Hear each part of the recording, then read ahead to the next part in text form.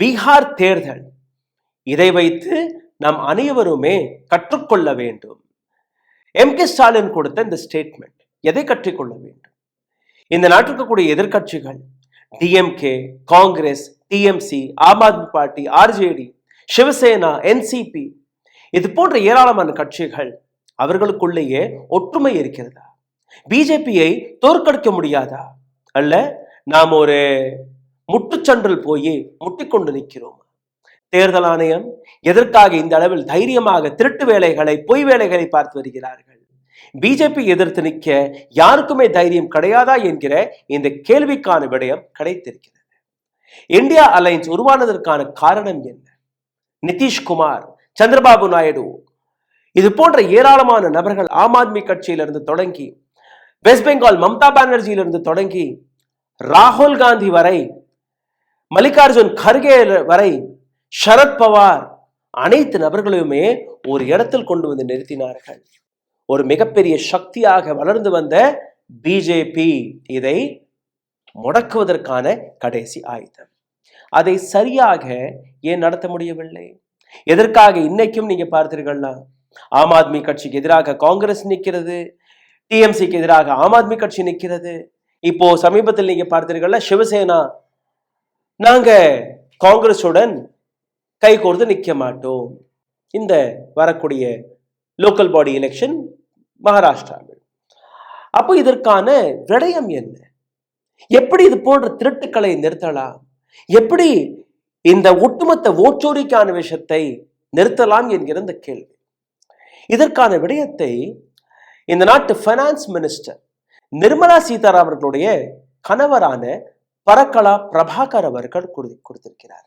இது அவர் மட்டுமல்ல, தேவசகாயம் ஐயா, அதை தாண்டி ஏடிஆர், அசோசியேஷன் ஃபார் டெமோக்ராட்டிக் ரிஃபார்மை சார்ந்த ஏராளமான நபர்கள், சிவில் சொசைட்டியில் இருக்கக்கூடிய நபர்கள் எடுத்து வைக்கக்கூடிய கருத்து இப்போ இதுவாக தான் இருக்கிறது.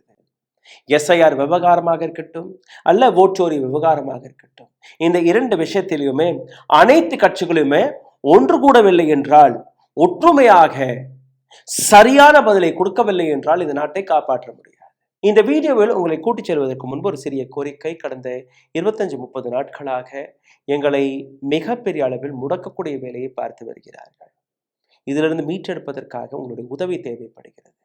இந்த வீடியோவை பார்த்து கொண்டிருக்கும் போது லைக், ஷேர், சப்ஸ்கிரைப் பட்டனை தட்டிவிடுங்கள். இதை தாண்டி இந்த சப்ஜெக்டை பற்றின உங்களுடைய கேள்விகள், கருத்துக்கள் இரண்டையுமே கமெண்ட் பாக்ஸில் எழுதிவிடுங்கள். பொருளாதார ரீதியாக எங்களை மிக பெரிய அளவில் முடக்கி இருக்கிறார்கள். இதிலிருந்து மீட்டெடுப்பதற்காக அருகே எழுதி இருக்கக்கூடிய QR code, Google Pay, PhonePe, Paytm வழியாக உங்களுடைய ஆதரவுகளை நீங்க தெரிவிக்கலாம். Boycott election, boycott election completely. இதற்கு மேல் தேர்தலில் எந்த விதமான குளறுபடிகள் நடந்தால் கூட, எந்த விதமான மிஸ்மேனேஜ்மெண்ட் நடந்தால் கூட தேர்தல் ஆணையத்தை நாங்க புறக்கணிப்போம், தேர்தலை புறக்கணிப்போம், தேர்தலை நடத்த விட மாட்டோம்.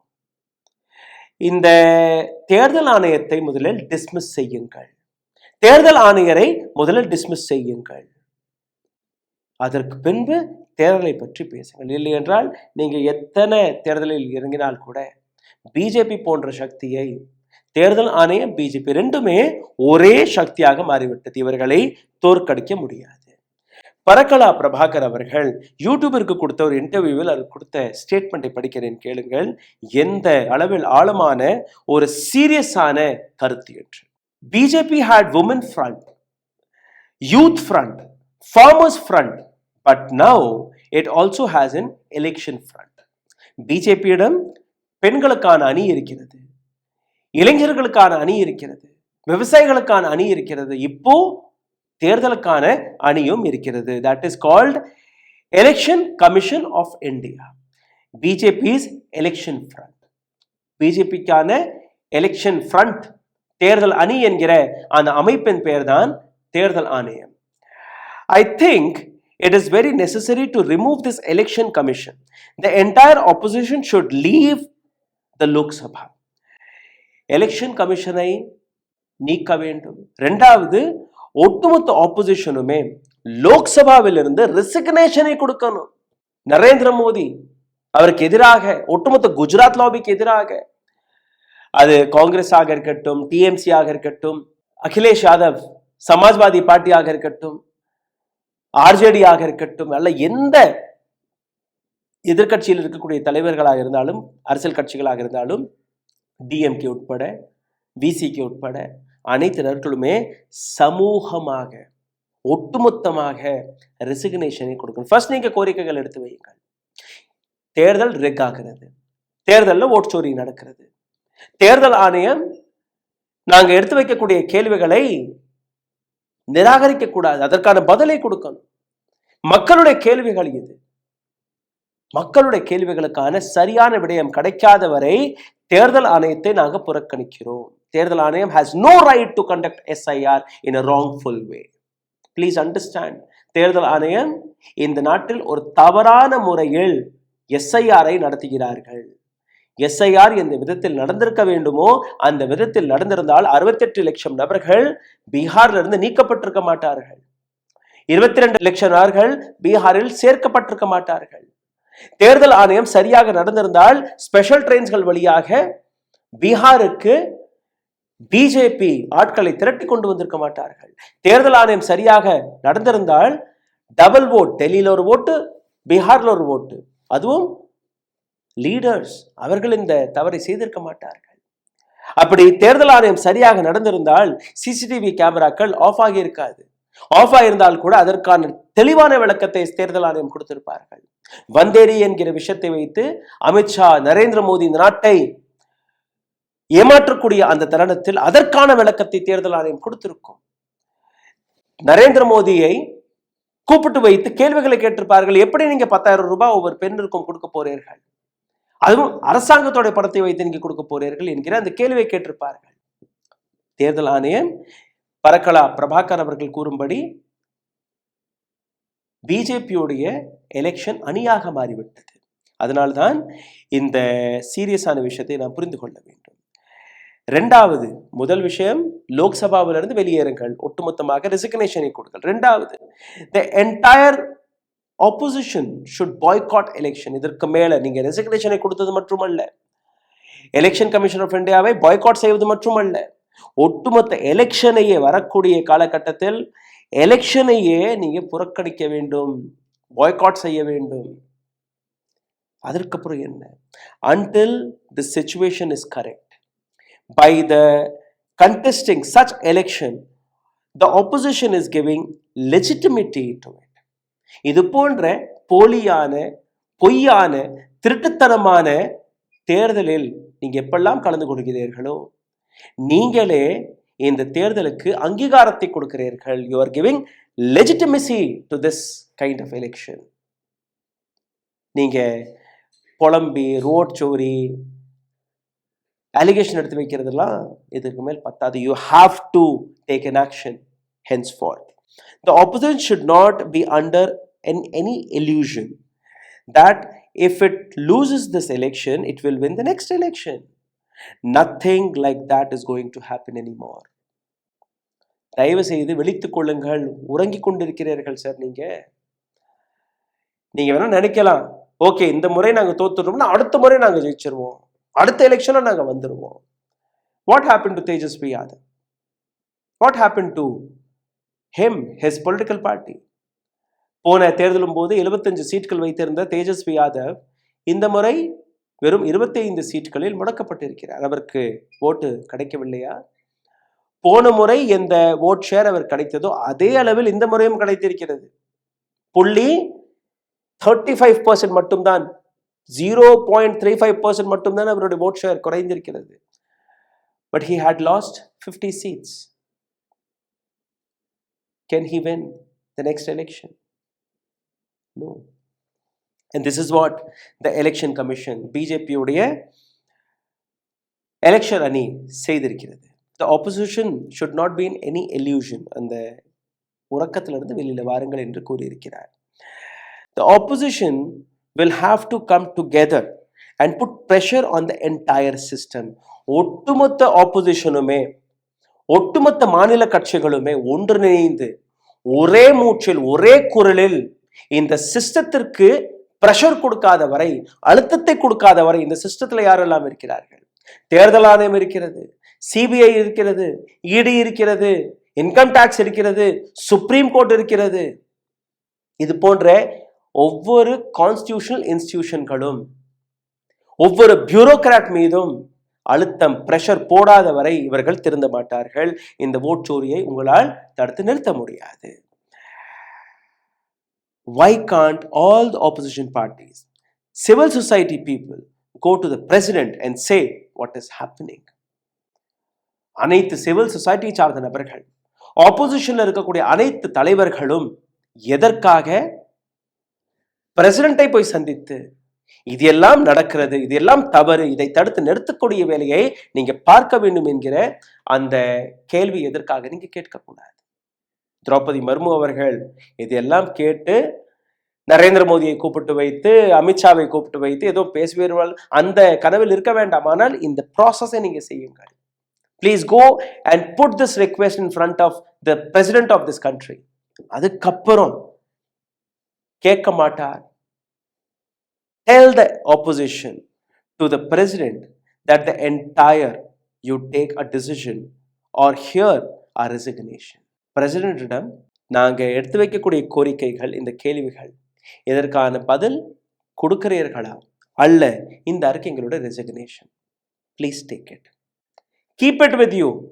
எங்களுடைய ராஜினாமா கடிதம் இது ஒட்டுமொத்தமாக, அது காங்கிரஸா இருக்கட்டும், டிஎம்கேவாக இருக்கட்டும், டிஎம்சிவாக இருக்கட்டும், சமாஜ்வாதி பார்ட்டியாக இருக்கட்டும், ஆர்ஜேடியாக இருக்கட்டும், சிவசேனாவாக இருக்கட்டும், என்சிபியாக இருக்கட்டும், எந்த அரசியல் கட்சி எதிர்கட்சியில் இருக்கிறதோ அனைத்து நபர்களுமே ஒன்றாக ஒரே மூச்சில், என்ன சொல்ல போனால் என்டிஏவில் இருக்கக்கூடிய கூட்டணி கட்சிகள் இன்னைக்கு வேணா உங்களுக்கு லாபம் கிடைக்கலாம், நாளைக்கு சிங்கிள் பார்ட்டியாக தான் இங்க இருக்கும், சைனா போன்று மாறி விடுவார்கள்.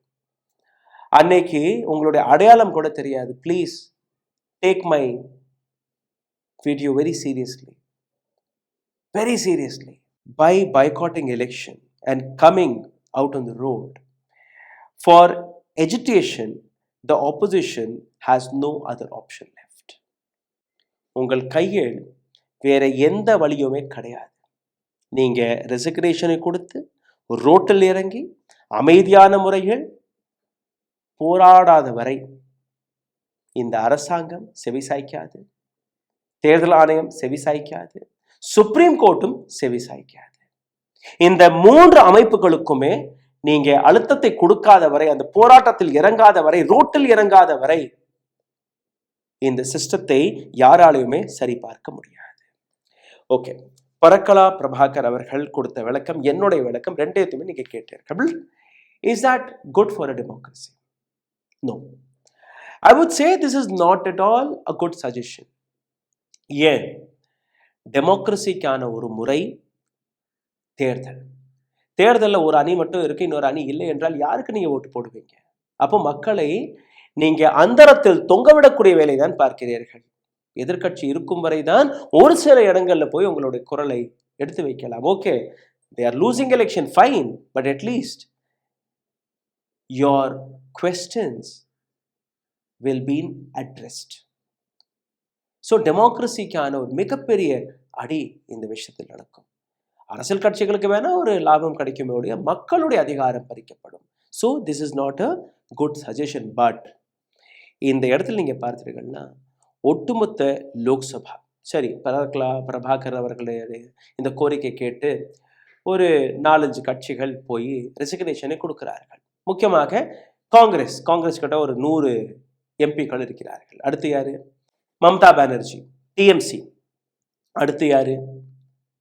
அகிலேஷ் யாதவுடைய பார்ட்டி இருக்கு. நம்ம எம்கே ஸ்டாலின் அவர்களுடைய டிஎம்கே, விசிகே, தமிழ்நாட்டில் இருக்கக்கூடிய மற்ற தமிழ்நாடு காங்கிரஸ் எல்லாத்தையுமே சேர்த்தா ஒரு 40 எம்பிக்கள் இருக்கிறார்கள்.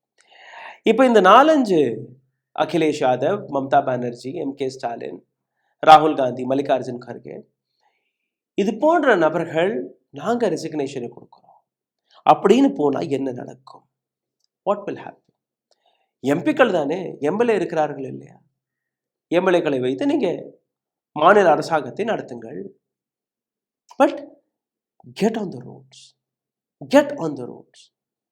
சமாஜ்வாதி பார்ட்டி, காங்கிரஸ், டிஎம்கே, மம்தா பானர்ஜி. பட் அஹிம்சை வழி, அஹிம்சை வழியை தாண்டி நீங்க ஒரு துரும்பை கூட தொட நினைத்தீர்கள்னா இந்த ஒட்டுமொத்த போராட்டம் வீணாகி போகும். அஹிம்சை தான் ஒரே வழி. மகாத்மா காந்தியுடைய வழி என்ன? அஹிம்சை. அமைதியான முறையில் நீங்க போராடும் போது, அமைதியாக இருக்கும் போது, தன்னுடைய குரலை மட்டும் எழுப்பும் போது, அரசாங்கம் ஆங்கிலேயர்களையே விரட்டடித்த நாடு இது. அஹிம்சை வழியில் தான் விரட்டடித்தார்கள். இன்னைக்கு மகாத்மா காந்தியை இதை RSS சார்ந்த நபர்கள் கேவலமாக பேசுவதற்கான காரணம் என்ன?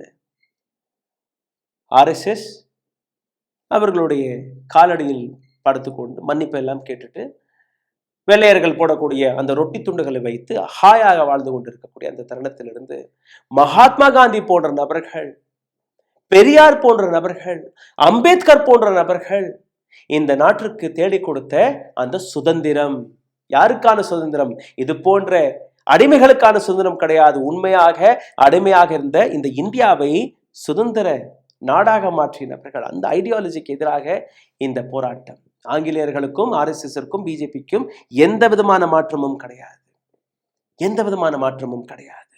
So you have to take that decision. You have to take that decision for this nation. இல்லை என்றால் எப்படி பிஜேபி மட்டும் ஜெயிச்சுட்டே இருக்கு. ஓகே, இந்த வாட்டி விட்டுட்டான். நேற்று நரேந்திர மோடி கொடுத்த அந்த உரையில நீங்க பார்த்தீர்கள்னா, அடுத்து நாங்க வெஸ்ட் பெங்காலை அடைய போகிறோம். என்ன போர் நடக்கிறதா? நீங்க மகாராஜாவா? ஒரு நாட்டில இருந்து இன்னொரு நாடு, ஒட்டுமொத்த நாட்டையே நாங்க வெல்ல போகிறோம் என்று போர் தொடுக்கிறீர்களா? மம்தா பானர்ஜி அங்க இருந்துட்டு பீகார்ல நடந்த மாதிரி எல்லாம் இங்க நடந்து கொள்ள ஆசைப்பட வேண்டாம். இது என்னுடைய நாடு, என்னுடைய மண். And that is, she had done it in the past. என்ன சொல்ல போனால் பிஜேபி கையில் இருந்த MLA தொகுதிகள் எல்லாம் பறித்த பெண்மணி Mamata Banerjee. Very rooted, very strong woman. நேற்று அவ்வளோ தைரியமாக நரேந்திர மோடி கொடுத்த அந்த உரை காரணம் என்ன? You have your election election commission of India. இங்கே MK ஸ்டாலின் அவரும் கூறுகிறார், இங்கெல்லாம் எதுவும் நடக்காது. So please get up, wake up. It is a high time to raise your voice as a united opposition. It is a high time. But until unless you recognize the core issue, you will not do it. இப்படிதான் Congress EVM அதுக்கு முன்னாடி BJP EVM பட்டனை தட்டுனா தேர்தல் மாறி போகும். There are lot of issues. ஆயிரக்கணக்கான வழிகள் இருக்கு. ஓட்சோரி நடக்கவில்லையா? நிச்சயமாக ஓட்சோரி நடந்திருக்கு. சரி, ஓட்சோரி நடந்திருக்கு. ஓட்சோரி நடந்ததுக்கான காரணங்கள் என்ன? வெறும் EVM மற்றும் தானே? ஓட்சோரி மற்றும் தானே? கிடையாது. ஓட்சோரிக்கான ஏராளமான காரணங்கள். அதில் நிச்சயமாக ஓட்சோரியில் டெலிஷன் இருக்கு, எடிஷன் இருக்கு.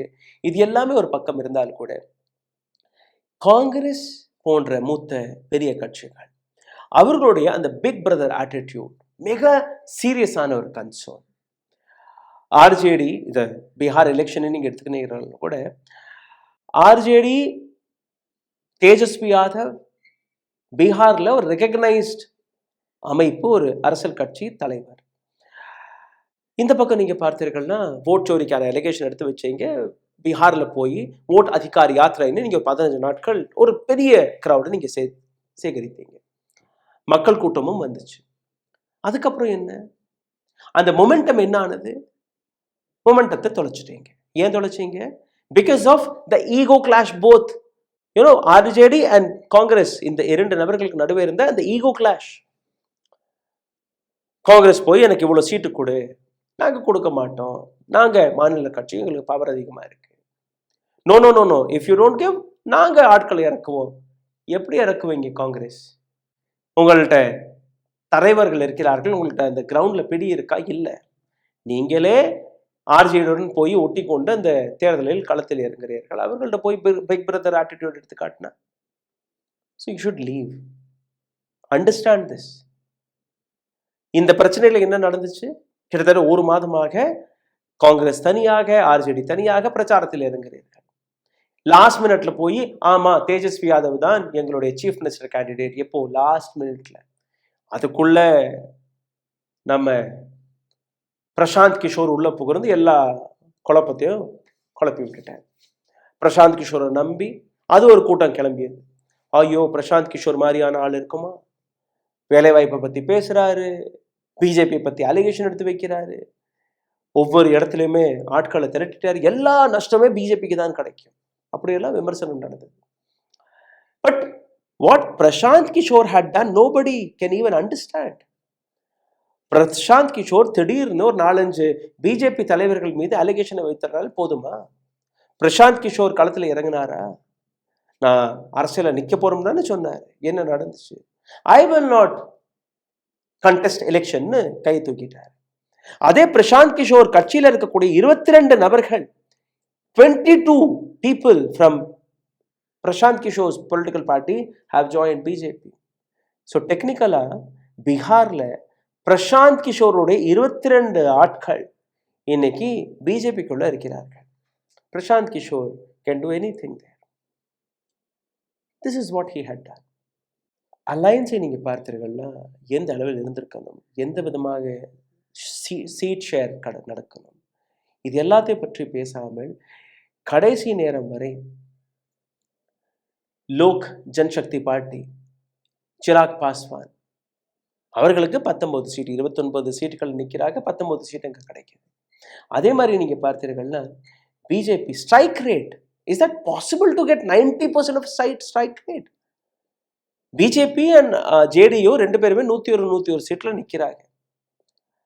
BJP is getting 91 seats. JDU is getting 81 seats. How is it possible? Anti-incumbency இருக்கு, மக்களுடைய எதிர்ப்பு இருக்கு, மக்கள் கிராமத்திற்குள்ள உங்களை வரக்கூட விடவில்லை, விரட்டி அடிக்கிறார்கள், சாணியை கடிச்சு விரட்டுறார்கள். வந்த தொண்டர்களை கூட நீங்க பாத்தீங்கன்னா அந்த கேண்டிடேட்ஸ்களை, இதுதான் நீங்க போட்ட ரோடா? ஒரு ஒட்டுமொத்த கிராமமே நீங்க பார்த்தீர்கள்ல ஓட்டை போடவில்லை, யாருக்கும் போடல, ஆர்ஜேடிக்கும் போடல, ஜேடியுக்கும் போடல, பிஜேபிக்கும் போடல, யாருக்குமே போடல. ஒட்டுமொத்த கிராமமே எலெக்ஷனை பாய்காட் செய்தது, புறக்கணித்தது பீகார்ல. They didn't put vote. That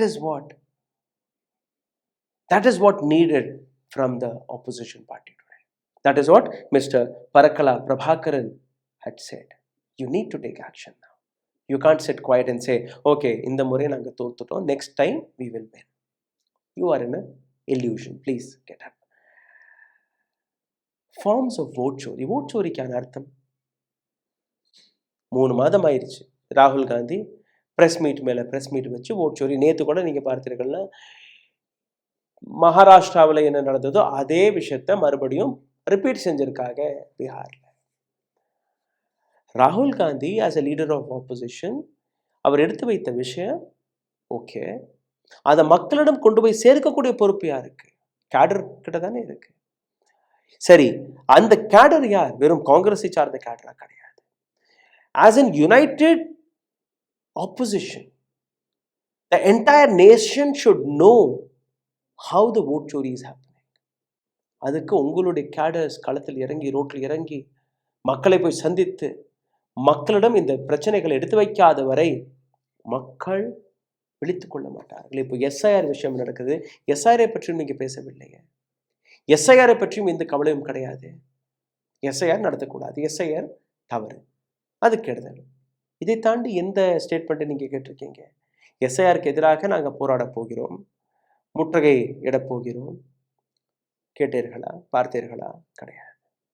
10,000 ரூபாய் பீகார்ல கொடுக்கப்பட்டது, மக்களுடைய வரி பணம். பெண்களுக்கு 1.25 கோடி பெண்களுக்கு 10,000 ரூபாய் வீதம். நீங்க பாருங்க எத்தனை 1000 கோடி ரூபாய். 12,500 crores only by giving 10,000 rupees. அதுக்கப்புறம் ஃபார்மர்ஸ் கொடுத்தாங்க. மற்ற விஷயங்கள். இந்தியாவில் நடந்த ஒரு மிக எக்ஸ்பென்சிவான தேர்தல் ஒரு ஏழையான மாநிலமான பீகார்ல தான் நடந்திருக்கு. 33,000 crore to 60,000 crore மக்களுடைய வரி பணம் 2-3 அரசியல் கட்சிகளுக்கு ஓட்டை வாங்குவதற்காக பயன்பட்டு இருக்கு. ஸ்கூல் கட்டுவதற்கோ, ரோடு போடுவதற்கோ, பாலம் கட்டுவதற்கோ, மருத்துவமனை கட்டுவதற்கோ அது பயன்படவில்லை.